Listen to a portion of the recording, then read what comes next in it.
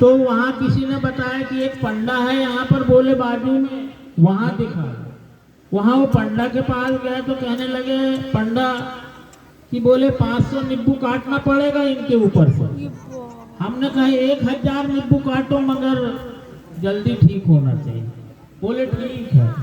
वो नींबू काटते जाए, इनका दर्द बढ़ते जाए।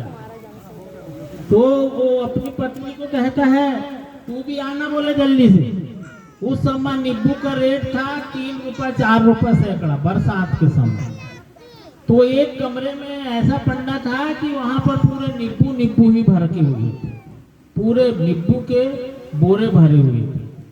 तो बोले ठीक है, बोले वो नींबू काट के जाओ और बाल्टी में रखते जाओ, और एक जो है एक उनका हेल्पर ले जाके फेंकते जा। बोले तू भी काटना जल्दी जल्दी, बोले जल्दी कटे करो।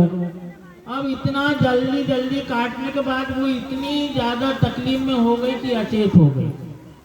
मैंने बोला एक बाबा कोई आदमी हो तो बताओ, वो मैं इंजेक्शन लिख देता हूँ, आप तुरंत यहाँ मेडिकल से लाओ और वो इंजेक्शन लगा। तो उन्हें इंजेक्शन बुलाया, मैंने इंजेक्शन लगाया, तुरंत रिलीफ मिल गया।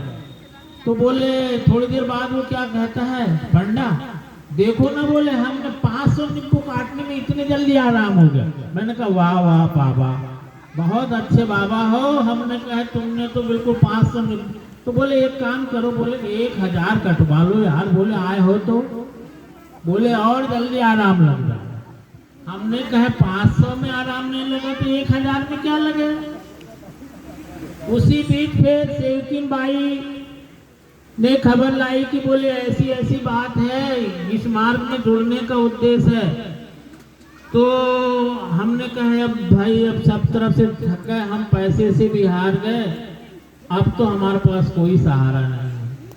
तुरंत फिर वहां से हम सिवनी आए। सिवनी में आचार्य जी ने मार्गदर्शन किया।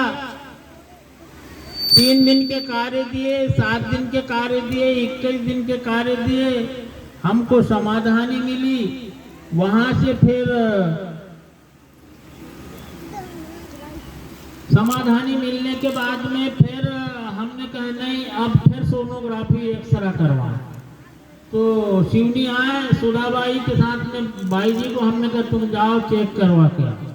उनने दिखवाई तो बोले आपके तो कोई मर्ज नहीं है, कहाँ गया वो बोला और क्या।